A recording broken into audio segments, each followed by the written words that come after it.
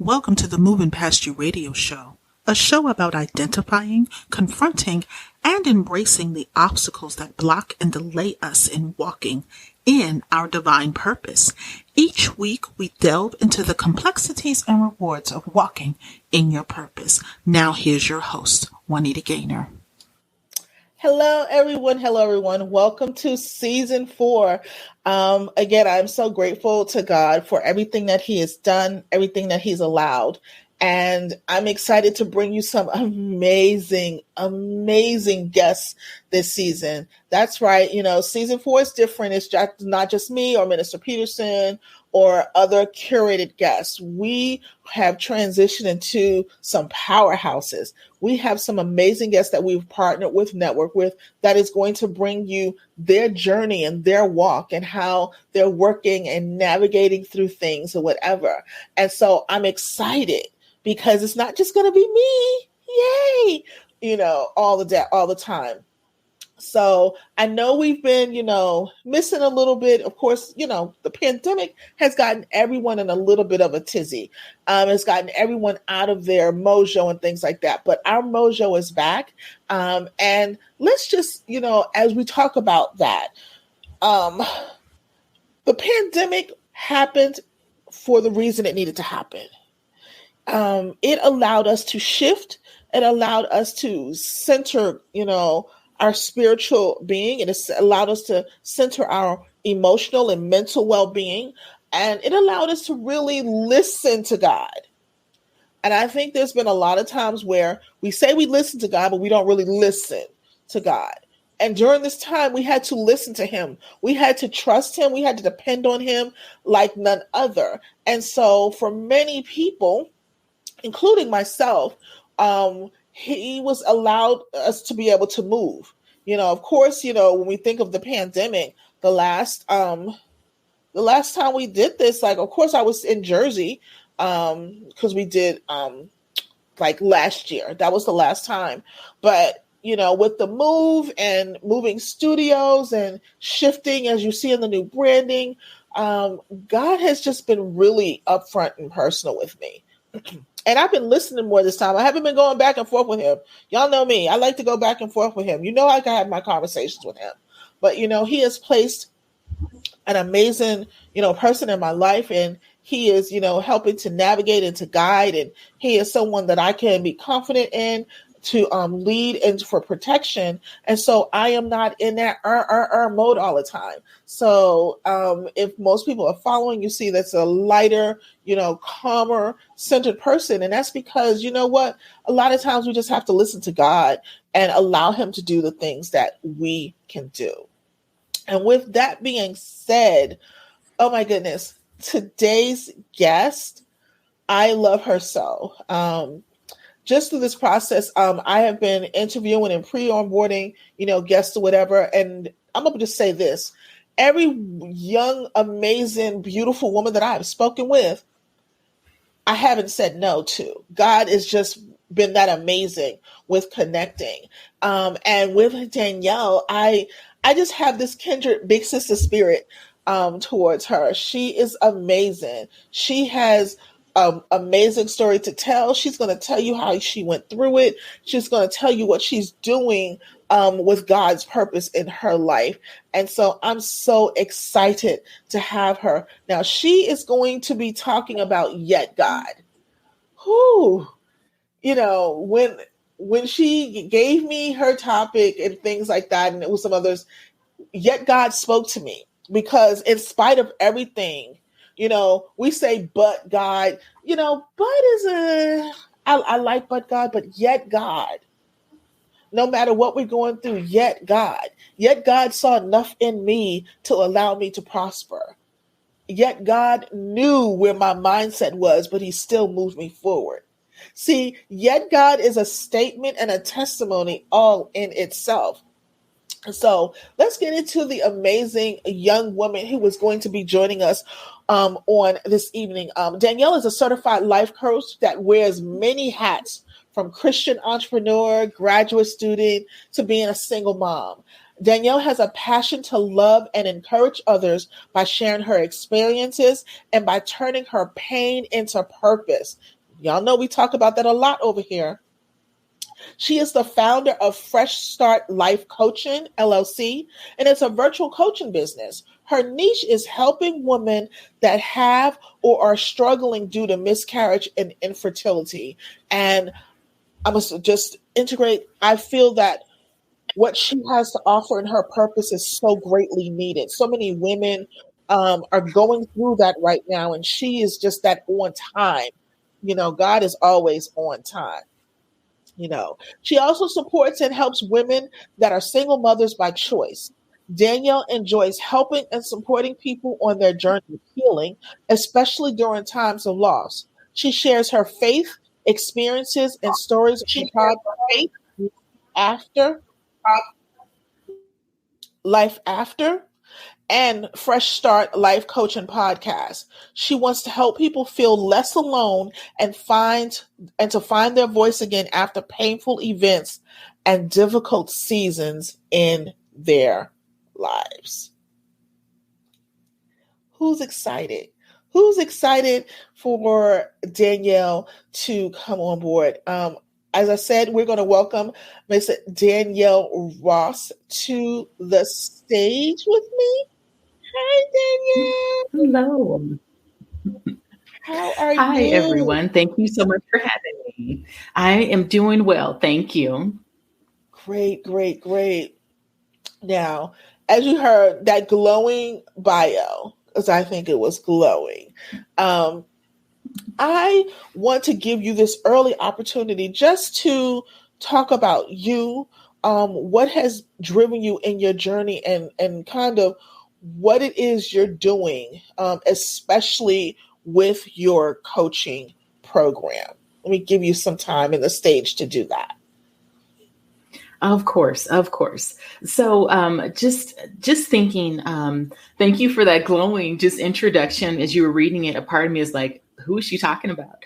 Like, it's amazing to just be here, and we have those times or those moments in your life where you just look back and you're just like, how did I get here? You know that it's only God, but just thinking about even just in my life in the last year and just thinking, due to having a medical emergency and almost not surviving that, making it through COVID, just years after divorce and, just everything that my ex-husband had said, or had spoken into my life, God doing the complete opposite of that and just thinking, okay, I am here. And so in that was just my life coaching business was birthed. I felt like, I'm like, okay, God has taken me through too many things and helped me overcome so much. I'm like, I can hold on to it. I can sit on it. I can bury my talents, in the ground, or I can use everything that I've gone through to be a blessing to others, to further God's kingdom, to help people just remember that they're not alone, that God is with you, that he's not forsaken you, which is kind of the purpose of my topic today, yet God. But just thinking, I'm like, okay, there's people that need to hear my story. And, I'm like, okay, I feel like I've been silenced enough. I'm in this season where God has helped me to find my voice. And I'm like, I want to help other people find their voices, especially during difficult times, even during times of isolation or just times of things that they're going through. My focus is helping women, that are going through infertility and miscarriage and those that are deciding to grow their family in maybe unconventional ways. And just helping them to realize, wow, they're not alone, that they're seen, that they're heard, and that everything they're going through, there's a purpose in it. There can be beauty in it, and helping them walk, walking alongside them on their journey of healing and so much more. So that's my why. And that's what I look forward to doing. And I love loving on people anyways and encouraging people. So I'm like, how can I turn that into something that I'm passionate about to help others? Awesome and amazing. So when you say that, you've gone through, let me rephrase that. With that let's say that last straw, when you always say it was always that straw that broke the camel's back. What was it? You don't have to go into detail, real detail about it, but what was that straw and that triggered you to decide, I'm going to walk in God's purpose? And how did you transition that from that to doing what you're doing? Yes, very good question. So, I, like many people, just in this season of feeling stuck. And I won't say that I'm 100%, 110% unstuck at this point, but I feel like I'm at least 90% now. And I was in a point in my life like I'm just tired of being stuck. And I'm like, okay, God didn't bring me this far for me to just wake up and feeling stuck during the day, feel stuck at a job that I wasn't happy at, still in that job and make my transition out. But then at that same time to just go to bed and be stuck and that just be my everyday story for one day, 1 week, 1 month, 1 year, 10 years. And I'm like, life's too short to just feel stuck. And I get it. A lot of people are stuck in their life for a variety of reasons. So I understand that sometimes it's things that are not in your control. But I said, Danielle, what are the things that you can control? And I'm like, okay, well, I feel this way, but God is saying that he wants to give me an abundant life, that he wants to increase my territory. You think about those in the Bible that were stuck and how God used them and grew them and used them to do these big things. And I'm like, well, God, you put so much in me. There has to be a reason why you put this in me, And so in that, I said, well, what can I do with this? I said, what can I do with it? And so in that, I have more than one job, but in one of my jobs, I work in a call center environment. And so in that, people they started talking to me and they started talking about their grief and their loss. I'm calling health insurance companies to say, hey, where's the money? Why aren't you paying this? And then people I don't even know would just say, my family member passed away 2 days ago, or I had this recent loss and I don't know why, but they would just open up. And I said, okay, as we're waiting, to find out information about this claim or whatever's going on, let's talk about this. We were in the moment. Why pass by this moment? And so I felt God saying, okay, make time for this. And I'm like, well, God, I have my metrics to meet. I have my quota. And the same thing, I'd be in the grocery store and someone would just start talking to me. It could be a kid. It could be someone that's in their 60s. And a part of me is like, oh, I want to go in and get out quick. I need to make this. I'm hungry. I need to do this. And I'm like, no. God is saying, stop what you're doing. The world is not all about you, Danielle. I'm an introvert and only child. So I'm like, okay, get outside of yourself sometimes. And in that, I'm like, okay, people are coming to me for a reason, people that I don't know, but there's something in me that God wants them to know that I need to share. And I'm like, okay, I need to start being obedient. And so in that, I said, okay, well, what can I do next? How can I turn this into something bigger? And then, I was just kind of researching things. And I'm like, well, counseling's good. But I'm like, okay, I don't want to really go back to school that much and kind of start from scratch. I already have enough student loan debt and just kind of keep racking it up in that sense. And so I'm like, well, what can I do that I can help people, talk to people, and still just do something, make it to leave a legacy. And so in that's when I found out about life coaching. Years before, I'd already been a health coach. And then I said, oh, well, things didn't exactly go as planned. So I just kind of put it to the side and different things, and then kind of looked into life coaching again. I'm like, hey, I can do this. And when I found out about it a little bit more, did some more research, I just jumped into it, did it, got certified. And I'm like, okay, let's turn this into a business. And I said, okay. And so I did it. And, before even this episode, I was in my room and I found a piece of paper of the name of my business, A Fresh Start Life Coaching. And I had written on there, but God, and I had written a date on there. And it was a couple months back. And I'm like, okay, God, I see you. I'm like, I was cleaning my room, found that little sheet of paper this big and had written that on there. I'm like, okay, you're reminding me. I'm like, I'm not in this alone. You're with me. We can do this. We got this. We're together. I'm like, God is my CEO, so we can do this. And so that's kind of how all of it was birthed. And that's where I am now. And I don't know what God has in store next. I'm like, I want to be obedient one step at a time, one day at a time. I'm like, okay, God, if this is what you're saying, I want to listen and I want to follow. That is amazing. And I just want to reiterate to our listeners and our viewers, your complete faith in walking in which God told you to do, and I know many people who would watch and listen to me be like, that was never my testimony. I was always going to fight him to a point and then finally listen to what he had to say. And I want people to know and understand that we have people, when God speaks to them, they start doing exactly what God tells them to do. And it still works for their benefit and their glory and their uplifting. So you don't always have to take my approach. I think I'm special and unique. I know people do it, but I'm special and unique and always having to have that conversation. But why? why you want to do that? So it's refreshing to speak with someone to say, you know what, God told me to do it, and I just went ahead and did it. And this is how it's done. And I'm like, so I want our listeners and our viewers to understand that they don't always have to struggle with God to get what God has for them. You know, it doesn't always there may be other challenges within your walk. There may be other challenges in getting to the point of what you have, but you don't always have to go back and forth with God to get there. You know, he's always going to, you know, lay out. And I can just probably hear from your testimony that you were still able to make those metrics. You know, you were still able to do the things that you needed to do by listening to him. Because sometimes that's what we do those things like, but I have to make the numbers, or I have to cook. And then you just don't do it, and you miss out on such a greater blessing in that. And so, as you were talking about how you're speaking with people with their loss, and how they navigate and gravitate to you, I usually say that there's always something within us that, you know, people gravitate to. But what sense of loss that you have that you were able to, not only because you have faith in the love of God that allows you to relate to people, but what was that centering loss for you that allows you to emanate that, you know, compassion and empathy towards others? That's a good one too. Yes. So it's been many things. So one being divorce, being a domestic violence survivor, going through a divorce about 3 years ago now.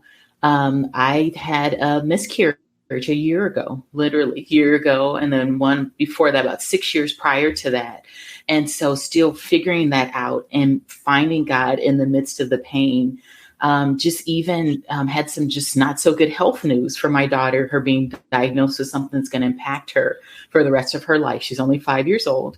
And so in that, just, you know, God giving me empathy in that, you know, right now with my family, personally struggling with my grandmother has dementia and figuring out next steps. You know, my mom that has chronic conditions and in and out of the hospital and multiple medical appointments during the week.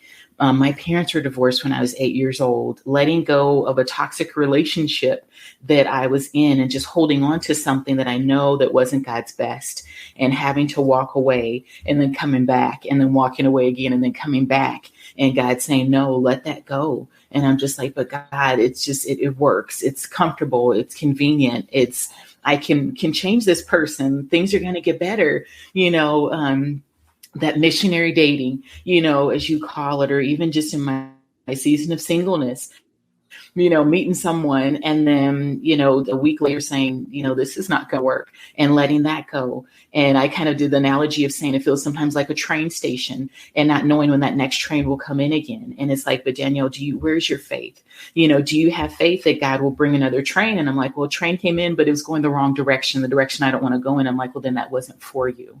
You know, that wasn't God's best for you. I'm like, okay, wait for that train that God has for you that's coming at the right time, has the space for you, and then it's going the direction that you need to go. And I'm like, but God, it feels like this train station is closed and like it's never going to come again. And I'm like, well, what if that train doesn't come for 2 years? What if it doesn't come for 2 hours? What if it doesn't come for longer than that? And I'm like, but where is your faith? And so, you know, in that still just so many things, like even just the season of grieving, you know, there's a job that I've been in for 5 years and just put in my 2 months notice, not 2 weeks notice, my 2 months notice. And just sitting there and saying, okay, God has brought me this far. And I'm just like, well, God, I need to see you in this. I need to see your hand in this because I'm not getting it, you know, but in that it's those moments where it's like, yet God. And, you know, just think about the definition of yet. The word yet just still means, it means still, it means even, it means until this present time. So no matter what we're going through, you know, there's even the Bible verse. So I have it. I wrote it down. So I was looking down and it's Ezra 9:9. It says, yet our God has not forsaken us. And so I have to be reminded of that when finances are tight, when I'm grieving a loss, when I'm still just dealing with things after my divorce. It's still, the person's still in my life. So it's not like things that haven't gone away as I'm co-parenting, whatever it might be, things on my job, letting go of a relationship that I was trying to make work, but I'm like, yet God, he's still working. He's still here, still not alone in this. And he's still doing something. I can't always see all of it. And I feel like sometimes it's like this puzzle in my life where the pieces are being laid down. And I looked and I'm like, oh, the corner of this puzzle just got put together. I've been waiting for that corner to be filled in for a couple years. Or sometimes God will put down a puzzle piece and it's in the middle of the puzzle. And I'm like, well, that doesn't connect to something else, or sometimes it'll just be the outer part of that puzzle, and then something might hit the puzzle and the puzzle falls apart. And I'm like, oh, Danielle, but it's just, seeing God's hand. I'm like, in the midst of everything I'm going through, yet God, he's still working. He's still here. So I could go on and on and on, but I'll pause there. Well, I just want to shout right now. I just want to get up and do a praise dance. Well, we're not going to do that on the video, but I'm listening to you tell your story. I'm listening to you telling the things that you have gone through. And there's someone out there right now who has gone through that or is going through it and is thinking that it is it. They is thinking that I can't even move. I can't even fathom to get to the next day. And I feel you've spoken to so many people just in that statement, because so many people are going through, some people have trauma after trauma after trauma, hit after hit after hit. And they're like, I just can't. And what you did, and when you're saying and talking with God, don't be afraid to talk to God. I think that's what a lot of people don't understand. You said you said something to God that I say a lot of times. As an introverted person, as someone who doesn't get out, like to get out, and even though I have siblings, I sometimes have to say to God, you got to show me something. I'm at this point and I trust you, but I need to see. And I've realized that when you really have your, relationship with him, he knows you. Sometimes you just have to ask him to do something. Like we, even though we have faith and even though we have the spiritual walk, there's some things we have to ask. Just think about our parents. Our parents aren't mind readers, even though God is. He's a mind reader, but our natural parents, let's think of our natural parents aren't mind readers. So there's some things by intuitively they know that we may need, but there's other things that we have to come out and ask them.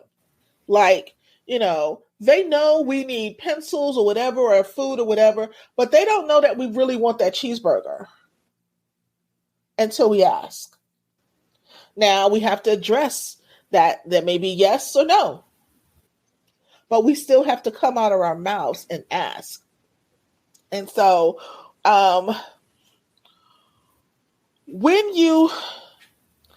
let's talk about the confidence in which not only have you worked to build for yourself, but that when you're working with, coaching clients or just working in general, what steps are you working through to help them and even yourself while you're helping them emanate that confidence so that they don't have that fear of just, I see the end of the tunnel with the light, but because I see it, I'm gonna run to the other thing because it now scares me. How are you helping yourself and others navigate through that? Good question too. So in that, I have a ring on, so you probably can't really see that well, but I went on Amazon and it was under $20 and the ring simply says, I am enough. And so I have to sit with that because I needed to be reminded of that. I'm like, let me tattoo it on my arm. I tried, it fell through, didn't work out. So I said, let's get a ring instead or something.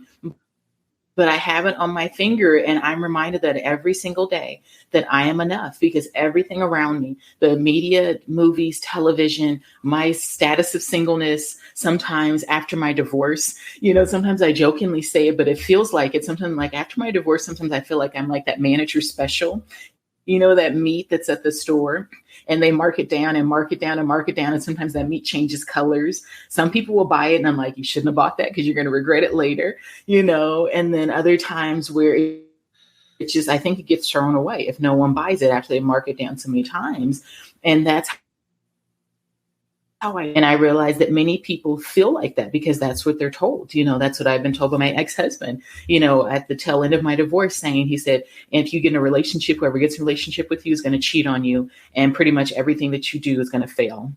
And that's what he said in enough words. And I'm like, I realized that hurt people. But in that, it took time. And I said, it stayed with me. And it still sometimes pops up in my mind. But I got to a point where I said, I don't have to take the time or waste my time to prove him wrong. I just walk in what God has for me. And God does completely the opposite of what he said. So I'm like, I can have healthy relationships. The things that God has put me on this path on is just so many open doors after so many open doors. I'm like, in my case, I'm like, who does these things? I'm like, who starts a business from nothing?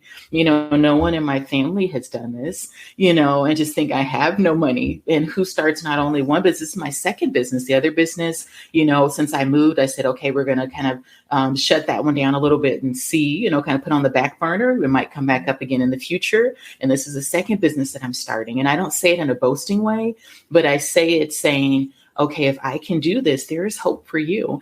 And, you just think a lot of people have ideas, they have passions in their mind, they have things that they want to do. They say, well, I want to break, generational kind of curses in my family or cycles in my family, but I don't know how. So say for me, divorce is rampant in my family, but I told my daughter, even though she's only 5, I said, even though divorce runs in our family, you don't have to do that. You can break the cycle. And I tell her that, and I try and instill things in her so she knows she can do different. She can have something better, that God can do something so much better through her, even though she's only 5. And then when I meet with people, I tell them that I'm like, okay, forgive yourself, or them, hey, you had a miscarriage. That's not your fault, or you're struggling with infertility. You have no control over that in so many ways. You're dealing with this, and maybe you want to be a foster parent, but people are saying, oh, you can't, or they make a joke out of it, whatever it might be, because a lot of people are not supportive of that, of people that say they want to be a foster parent. People have said that family members have made them feel bad for their choices or decisions or where they are in their life. And so in that, we talk about countering that negative self-talk and switching it up with positive self-talk. So instead of, I can't, I never will, this will never happen for me, putting that and saying, you know what, I can do this, or it might not look like someone else's something, but I can have my version of this, or God can do immeasurably more than we ever asked or expected. That happened to me recently. I was driving through a neighborhood and I'm like, these are such nice houses. And I've grown up in apartments my whole life. And I'm like, well, I have nothing saved up. I'll never have a house. I'll never have this. But at the same time, like, but God can give me something so much better than this, or something that's different, but can give me something that I wouldn't have ever imagined. And I'm like, well, Danielle, have faith in that. It might not be the time right now. And I'm like, well, my mom had a house at 28, but things have changed. And I can't compare what my parents had or didn't have to what I have now. I have God on my side. So I'm like, okay, let's go. Let's do this. We can, I'm not alone, and it's in those moments where it's just like, I have no one but God. I'm sure we've experienced those times where it's our health, where there's something going on at work, something going on in our lives, something going on in relationships, and we have no one to turn to but God, so it's just like, okay, I've done all that I can on my own. It's been exhausting. And, I love being in control. I love, when I said, even my backup plans have plans, and it's true, but I'm learning to really just like release control and to let that go, because it's just like, it's exhausting and trying to do my job and God's job at the same time. And I heard someone say that recently, and I'm like, that's powerful. And yet that's what I'm doing. And God didn't call me to do his job and my job at the same time. I just need to do my part, be obedient, let God be God, and just keep moving in that. So I feel like, okay, starting a business, building something, kind of nothing from something from nothing. Either way, you get my point, doing all of that. I'm like, okay, God is doing something in this. And I want other people to realize that you have a voice, even if you've been abused, even if you're told that you can't, that you won't, that you'll never because you can't do this, or maybe you have a special need, maybe you have health challenges, maybe there's other barriers you face, maybe no one in your family has ever done X, Y, and Z. That doesn't mean that you can't. So I'm like, that's why I'm here. I'm like, okay, there's the reason why I'm here. There's a reason why random strangers stop me. There's a reason why I can walk by someone and just feel their pain. And I'm just like, what is that? Get it off of me. But sometimes it's just so tangible where it's like, okay, I walk by someone and like, I can tell that they're hurting and I can see that. And other people, I'm like, well, don't you see that person crying? Like, oh, I didn't even notice. I'm like, no, but you tell something's wrong. And I'm like, okay, there's something like the sadness detector that God has put in me, this brokenness detector. It's not my job to heal them in that sense, but I can help them walk along on their journey of healing and support them. So, yeah. Okay. Now that's awesome. And I want to emphasize that we can't heal everyone. Our job is not to heal. Yeah. It is to, like you said, walk along and guide them in their journey to healing. And I think that's the mistake a lot of us make sometimes when God gives us a job. We think we're supposed to do all of it. I'm one of those. So yeah. I appreciate that statement because so many times we take on more than what God has told us to take on. We want to say, okay, well, God told us to do this, so I'm going to lay out the whole thing. And then we're overwhelmed and we're struggling. And then we're like, but God, what's going on? I didn't tell you to do all that. And just in the moment, like if he brings something to me, it's like, oh, it's not for me to say anything. It's for me to pray. I see a lot. And sometimes I am negligent in that because I'm thinking I'm deciding, well, okay, yeah, but this person needs that. And he's like, that's not what I told you to do. So thank you for emphasizing that, because again, so many of us are probably overwhelmed with, well, I have this gift or I have this knowledge or I have this feeling that God has given me and I don't know how to fully walk in it. And it's usually because we're doing more than what God has told us to do, and walking in that purpose. It's just our goal is to walk people along their healing, not to take them through their healing. Now, everyone has purposes. Now, you may be the person who's supposed to take people through their healing, but that doesn't mean you're walking them along in it. Meaning you have to wait till that person gets to where you pick them up. It's like a bus route. Every route is different. And so you have the main driver, which is God, that's going to stop along every route. And what it is that you will pick up what you need to pick up when you need to pick up. So I thank you for that. Just a final question, and I'm just going to ask this, based on what's been going on in the world today. And, we're all, and I don't do politics or anything, but I pay attention to what is going on in the world today. How has the mothers and the women that you're connected with or working with, how are they navigating, or how are you helping them navigate this innate fear that's kind of been emanated across especially within the United States? How has that played out in your overall goal with helping women and those who are suffering or trying to, navigate their own parenthood journey or motherhood journey? Very good question. So I met women just in different places. So I've seen some people say, because so many things going on in the world, they just decided to not have kids. And I'm like, that's one extreme. And I'm like, okay, if that's your choice, I understand. Some people have been fearful because they're like, well, because my parents didn't do this or they weren't good parents, I still won't have kids. So that's another thing. And then I'm meeting a lot of parents that are deciding to, especially when they're deciding to homeschool. So this is my first year homeschooling my daughter and I love it, and so having to kind of shift that a little bit, but I'm like, this is what works and something I never thought I would do. But I see a lot of people, especially women, kind of pulling their children out and saying, okay, what can we teach our children differently? What can we instill in them differently? And, a lot of parents, so like, for example, one woman I've worked with, she was talking to not to, the story is shared by permission. So I'm not, putting her business out there, but, in that she was struggling because she wants to homeschool her son. Her child has special needs, but then she's also battling with her ex-husband who's not accepting of her child's special needs. And I said, yeah, I get it. I said, my daughter has special needs and her dad pretends like it's not happening. And he's like, no. And I'm like, no, this is real. I have the medical bills. We have the diagnosis. We have all of this. This is happening. You're just not accepting it, and he's told her, oh no, you're fine. And I'm like, no, you're not fine. This is something that's going on. This is real and can be life threatening. And so, in that, talking to her and saying, okay, you have to do what's best for you and your child. And you might not have everyone's support right away, but then there are communities of people that are doing the same thing that you're doing. So, end up meeting her through a Facebook group of parents that are homeschooling their children. And so many parents now are deciding to homeschool their children at 2 years old, even before they're born, talking about homeschooling. I'm like, okay, that's serious. But, they're doing things like that, and also talking to their children about race. They're talking to their children about politics. And, with my daughter, I'm trying, even though she's only 5, teaching her how the world works. And it's sad, but I told her, I said, something, I said, even with the Little Mermaid, not to get into the politics of it, but I said, some people weren't happy because she didn't look the way we were used to her looking from what we were taught from before, from different things. You see movies and they're being remade and the characters are different, and some people might not be happy. Or I told her, some people might not be your friend because of this, or some people might not support you because of this, or some people might not understand you because of this.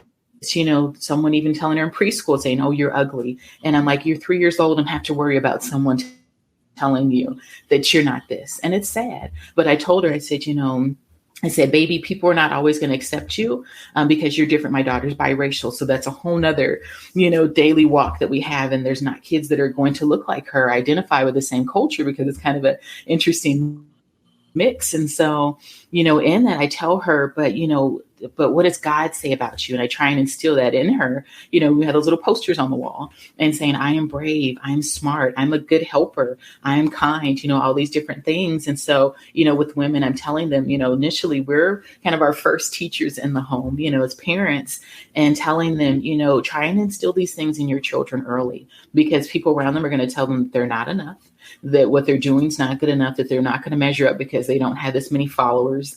With my daughter, she's 5, and somehow she's like, well, Mom, this is how you get followers on TikTok. And I'm like, for one, why are you watching TikTok? How did you even know about TikTok? I don't even know anything about that. And for 2, how do you know how to get followers? And the advice she was giving me was actually kind of good. And I'm like, I actually need to use that for my business. So I'm like taking notes and different things. But in that, just telling her that that's not the whole goal. I'm like, my goal is to follow Jesus, and it's great to have people that are interested in your message and everything else. But, telling her, just trying to help parents to let them know that the world and the world around you is not usually going to teach your children the best things, but they're going to teach them their things. And sometimes there's things that are important, but it might not be the things that you want them to be taught, or things that you want your family to adopt, in that. But we can teach them something different, something countercultural in that sense. It's going to be hard, because I feel this uphill battle now, even though my daughter's still young. But I'm like, if you start early and start instilling things in them, like, say, for example, telling my daughter, hey, you can't please everyone, but that's not your job to please everyone. Because I'm telling her, I'm like, now in my 30s, I'm learning that it's impossible to please everyone. You please one person, the other person's not happy. If you please 2 people, then you're not happy.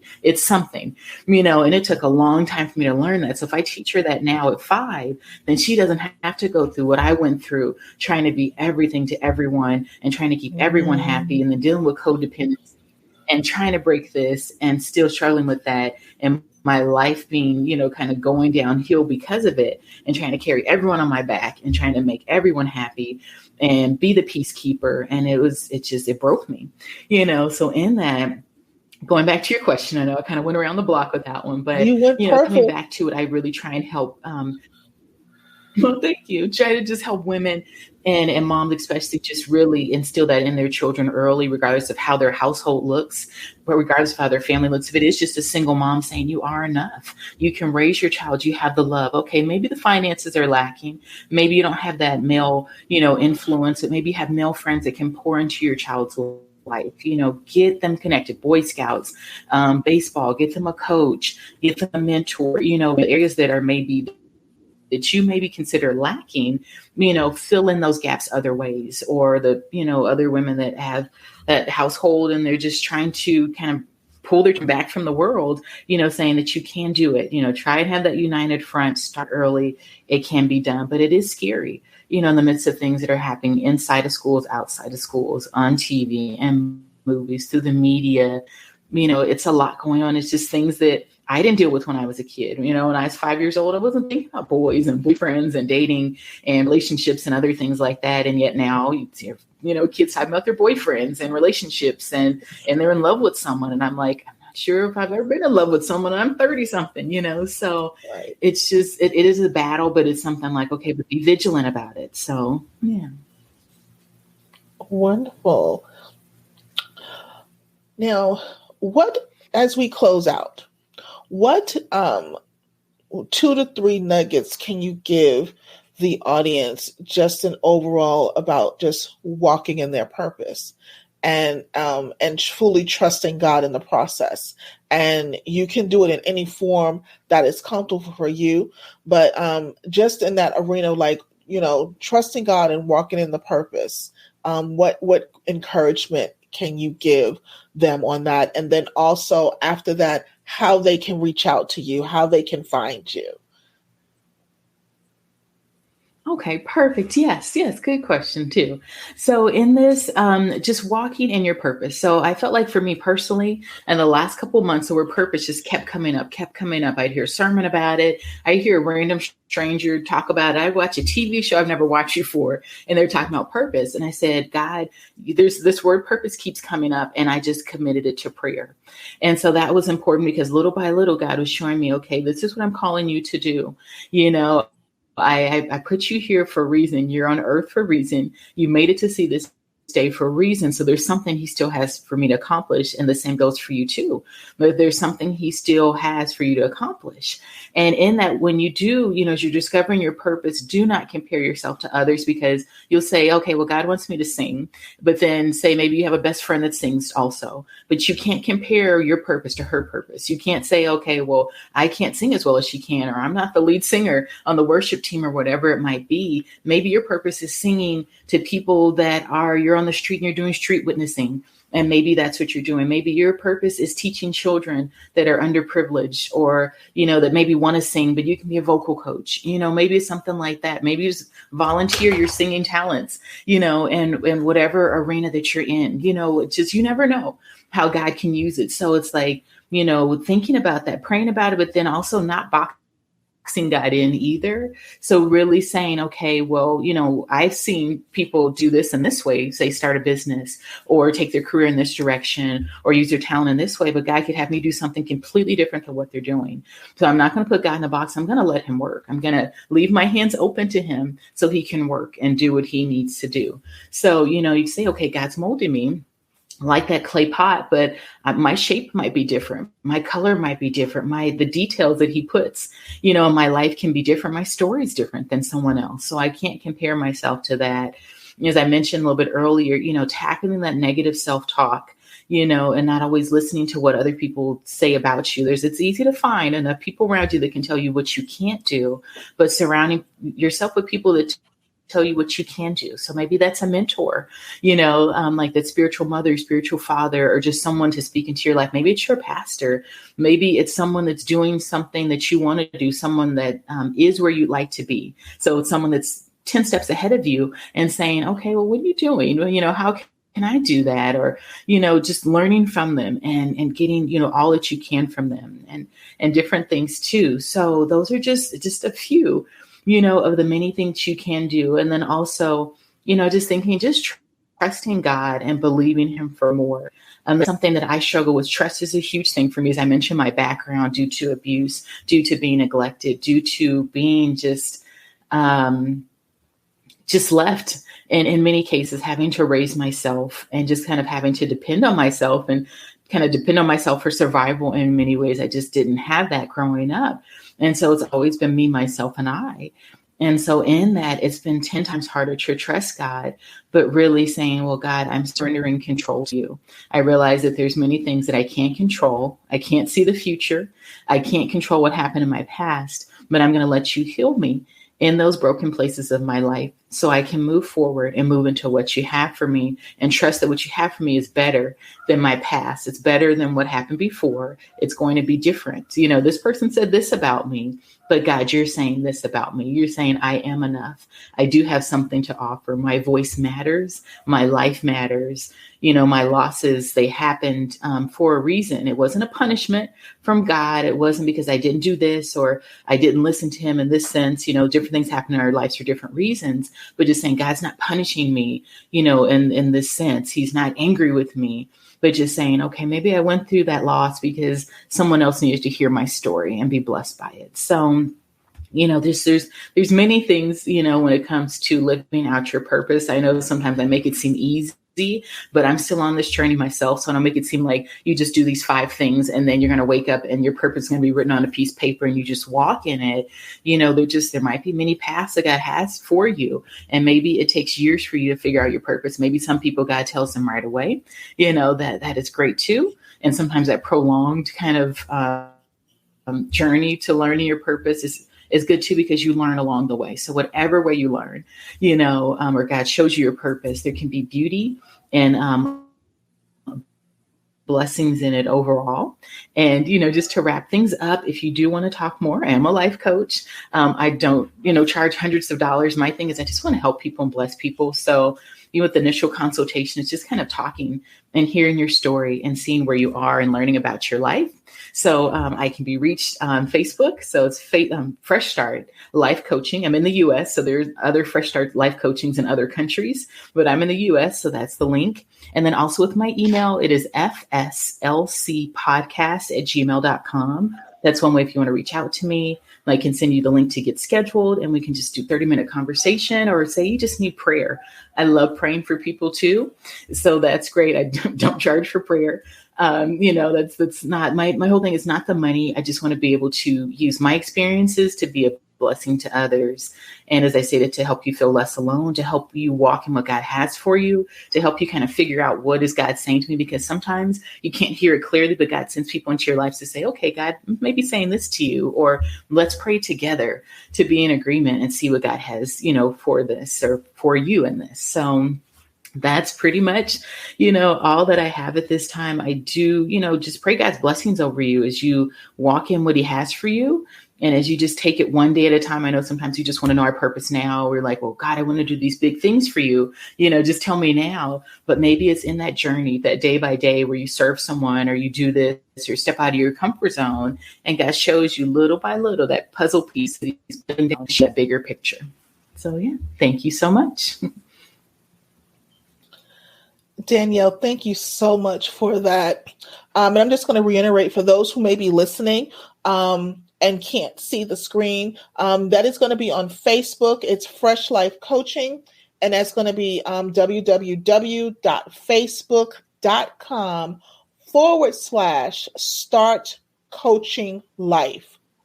And then if you want to reach out via email, that will be fslcpodcast@gmail.com. Definitely reach out. Definitely see what God has for you. Again, you know, just for prayer. Sometimes that's all, you know, you may need. You may, you know, not know that you need some coaching. You may not know where life is. And, you know, and she's offering that prayer line. So definitely, you know, use that as well. Danielle, I want to thank you for joining us this evening. You are such a blessing and a joy. Not only do I look forward to, you know, just being in your space and connecting with you, I'm looking forward to years to come when we can have you, you know, back on throughout the year, just, you know, especially as the coaching life grows, because again, we're here to support, we're here to love, but your story is such a story of light and love. And so we're going to have a follow-up session, of course, to see how it grows from here. Okay. So again, if you are listening and you're seeing, it's on Facebook, you know, it's www.facebook.com/start coaching life. And her email is fslcpodcast@gmail.com. So I want to thank everyone for joining us on this evening. Again, like I said, season 4 is going to be amazing. Now, for those who have watched us in the past, yes, we normally would do our shows on Thursday evening. That has changed for season 4. That is, our shows are now on Friday evenings at 7 p.m. And it's going live to all of the various streams, of course, maybe some additional ones. But it's now Friday evenings at 7 p.m. instead of Thursday evenings. So I want you to have a wonderful, wonderful evening. We love you. Be blessed. And we'll see you next week, the same time, the same location. Thanks for joining us this week on the Moving Past You radio show. Make sure to visit our website at www.movingpastyou.com, where you can subscribe to the show on iTunes. If you found value in the show, rate us on iTunes or simply tell a friend about the show. And be sure to tune in next Friday for our next episode. And remember to always be kind in your word, your thought, and in your deed. Be blessed.